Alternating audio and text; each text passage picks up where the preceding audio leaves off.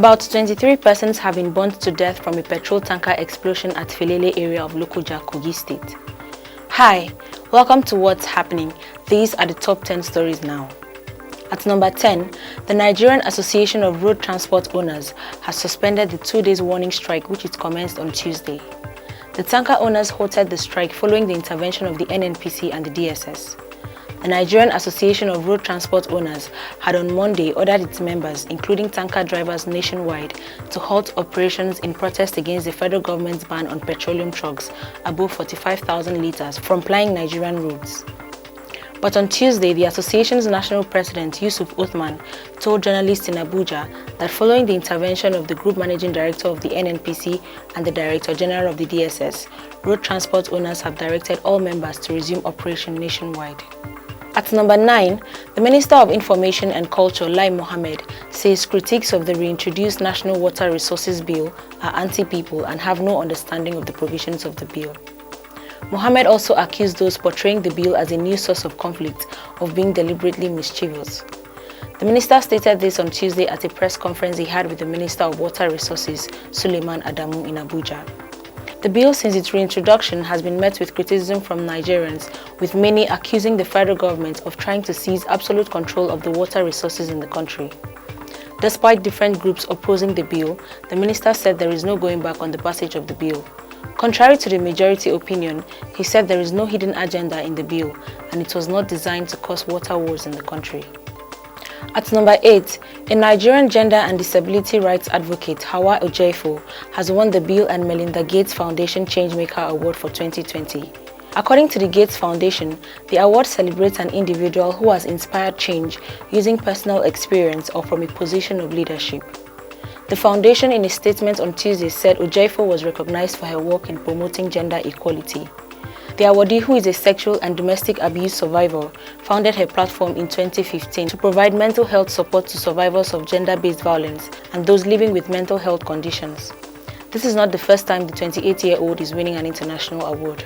At number 7, on Tuesday, President Muhammadu Buhari urged the international community to take strong action against illicit flows of small arms and light weapons. The president expressed deep concern over the menace while virtually addressing the United Nations General Assembly in a pre-recorded video. Buhari enjoined the international community to renew efforts to stem this traffic and promote the Arms Trade Treaty. He also emphasized that the problem could only be solved through international collaboration and solidarity. The president said, "We will vigorously sustain the rehabilitation, reconstruction and resettlement of victims of terrorism and insurgency in the Northeast. The Northeast Development Commission has been established for that purpose." At number 6, there was outrage on Tuesday over an incident that happened in Signature's Hotel, Warri, Delta State. The chairman of the hotel and former Minister of State for Education, Kenneth Gbagi, allegedly ordered that 4 of his workers, 3 women and a man, be stripped naked. Their nudes were filmed and the snapshots were sent online. Activists and social media users condemned the act and urged the State Commissioner of Police, Hafiz Inuwa, to investigate the incident and arrest all those involved. Some rights groups also took to the streets of Asaba to protest the humiliation of the hotel workers, identified as Gloria Oguzie, Victor Ephraim, Roslyn Okemute, and Precious Achibo. The leader of the protesters, Victor Ujay, narrated that the hotel owner ordered the arrest of the workers for stealing 5,000 naira and that the ladies were stripped naked in the presence of the police who were called in to arrest them. Cash was also withdrawn from the victims' account through their ATM cards before the police bundled them into a waiting van. However, while addressing journalists on Tuesday, the former minister denied any involvement in the matter.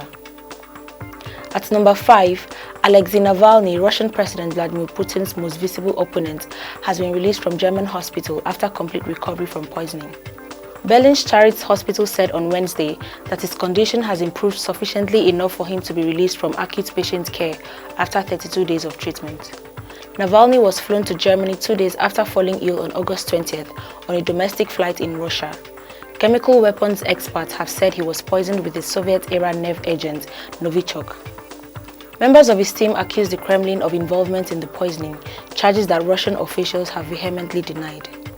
At number 4, a federal high court in Abuja has faulted the decision by President Muhammadu Buhari to forward the names of 11 lawyers nominated for appointment as judges of the High Court of the Federal Capital Territory to the Senate for screening and confirmation.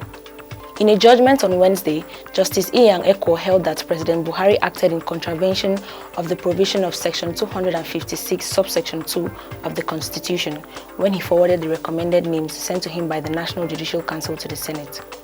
Justice Ekwo said the only instance where the President can forward NJC's recommendation to the Senate in respect of a High Court judge's appointment is when it relates to the appointment of a head of court, like the Chief Judge. However, the fact that President Buhari contravened the provision of the Constitution did not affect the swearing-in of the judges. At number 3, oil prices fell on Wednesday after an industry group reported a surprise rise in U.S. crude. Brent crude was down by 30 cents or 0.7% at $41.42 a barrel after gaining 28 cents on Tuesday, while U.S. crude dropped by 34 cents or 0.9%.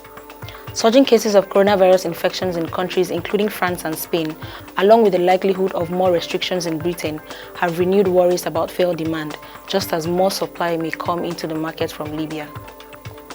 Gasoline stocks fell by nearly 7.7 million barrels, suggesting some demand for fuel in the world's biggest oil-consuming nation. At number 2, the federal government is set to take over direct custody of revenues generated by its key agencies as part of efforts to improve income generation and block leakages. Many federal government revenue-generating agencies, commissions and enterprises are being accused of either spending most of the monies they generate or not declaring correct figures. It was gathered that the specialized directors from the Office of the Accountant General of the Federation would be posted to 10 revenue-generating agencies of the government in the first instance.